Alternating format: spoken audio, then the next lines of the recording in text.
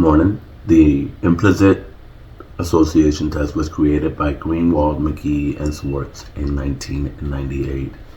It is used widely in social psychology, but it has seen an uptick in clinical, cognitive, and developmental psychology. So it can be used in all fields of psychology. Its intention is to detect the subconscious associations between mental representations of objects. This is also referred to as concepts in memory, which are mental representations that encode sets of attributes describing real, imaginary classes of items, processes, or relations. Everything has a concept, which is an abstract notion or an idea. The method it is to rapidly categorize two target concepts with an attribute. An example would be black and white, which are your concepts, and the attribute was weapons, or how you feel about black and whites with weapons. The first step is to sort the words related into the concept, so i.e., black, white, and the concept, which is concept with weapons. The second is to have words related to the evaluation. So, black, harmless. The third is to combine concepts into these evaluations. And the fourth is to switch the order of the concepts. So, if at first it was black you were seeing with certain words, they switched it to white with the same exact words.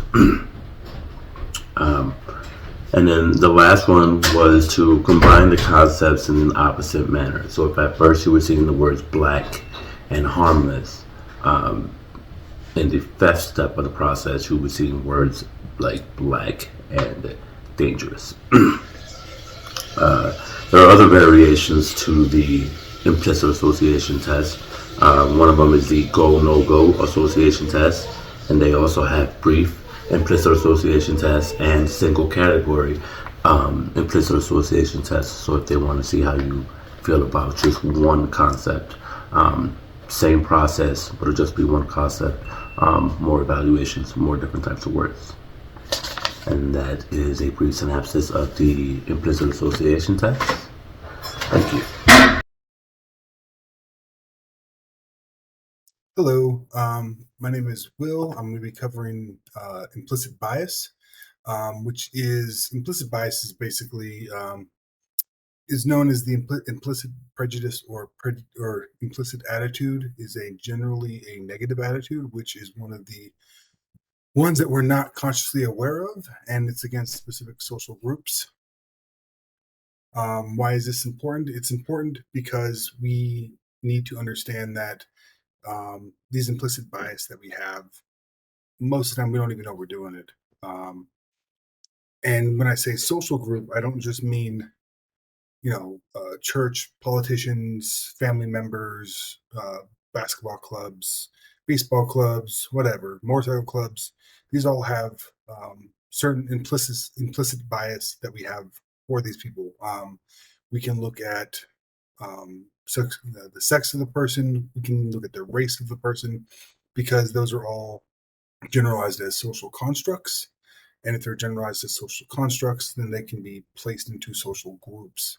So a lot of these ideas that we have can fall along those lines, um, which is probably one of the more dangerous aspects of what implicit bias actually does, because you're not really fighting your own thoughts; you're fighting thoughts you don't even have. It's like seeing a ghost and then seeing the ghost of that ghost. You don't even know it's there. You don't even know what's going on with it. Um, and we can use multiple examples for this. We can see that, for example, teachers. When you think of a teacher, most of the time, a lot of teachers think that they're, women. Or you can look at doctors and military men, and a lot of times, people will automatically think of a male doctor or a male soldier, versus what they could actually be. And they could actually be female soldiers, and they can be female doctors, and you have male nurses like my brother. Um, or female nurses like my sister-in-law. So it goes both ways. So that's basically what implicit bias is, or bias is.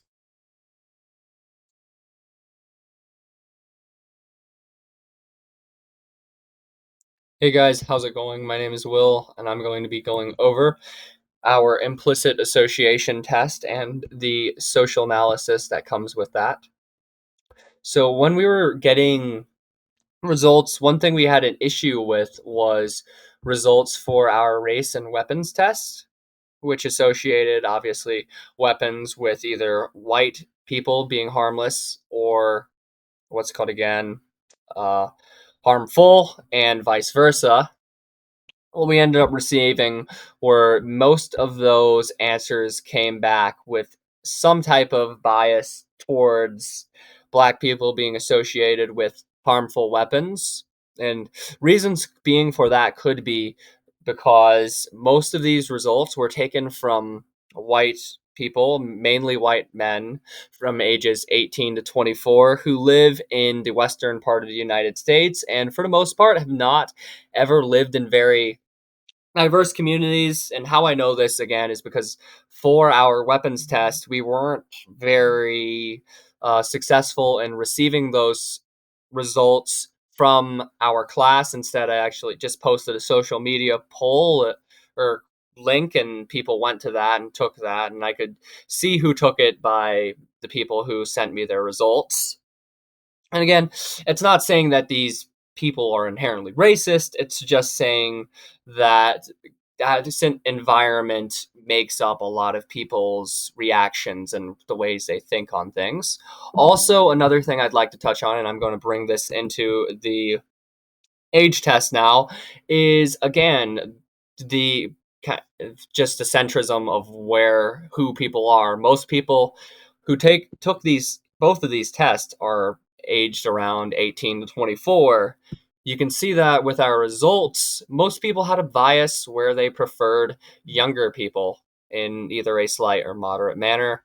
Not very surprising because people are obviously going to like people who are more like them. So yeah, that's pretty much all I have on our social analysis of this IAT. Thank you for your time, and I'm going to pass this over to our next group member. Hi, I'm Riley Gilsdorf, and I will be going over the implicit association test for age today. So the implicit association test, just a little background, it's a test that kind of shows people their unconscious biases towards things. And so for age, we would do biases of young people compared to biases towards old people, preferences between young and old is basically what we mean there. So for our project, we had people take two tests. One was weapons, one was age. I'm going to go over the age. We had them visit implicit.harvard.edu and take their test. That one is pretty widely used for implicit association. And we had them record and report their scores to someone in our group. And we just took all of the scores that we got and kind of made a presentation for you. And when people took the test for implicit association age, how that worked is they kind of had a two-part system. They had category one, which categorized young people with positive terms, and then old people with negative terms. And then in category two, they switched it up and they did young people with negative terms and old people with positive terms. And how they kind of figured everything out is how fast you categorized the groups in category one compared to how fast you categorized the groups in category two determined your preference from old people to young people. And so it's kind of cool how that works. So what we found out with what we got back, we had roughly 15 people report their scores. Um, in general, we had 80% of them show preferences towards young people over old people. And we're going to dive in specifically to that. We had 9 participants report slight preference for young over old. So that's kind of the majority of what we got back was a slight preference. And then we have 1 person with a slight preference for old over young. And then we have 3 people who reported a moderate preference for young over old. And then same on that moderate level, we had one person report for old over young. And then when it came to strong preferences, we saw a 100% agreement on strong preferences for old over young, um, which was kind of interesting to see. One theory that we have is the majority of people put young over old is because the participants who took this test for us, they were all kind of qualify in that young age category. So kind of our theory and what we're thinking is that that is why kind of in general most people preferred young over old for age, because most of the people who took the test were young. So that's kind of what I was going over today. Hopefully we got to learn something new. Thank you. Hi, my name is Kayla. I'm concluding this whole entire thing. So what we did for the project was we had people take the implicit association test. We had them take the weapons and race one, and then one on age. It was really interesting to find how one person managed to have absolutely no bias towards any weapons or race.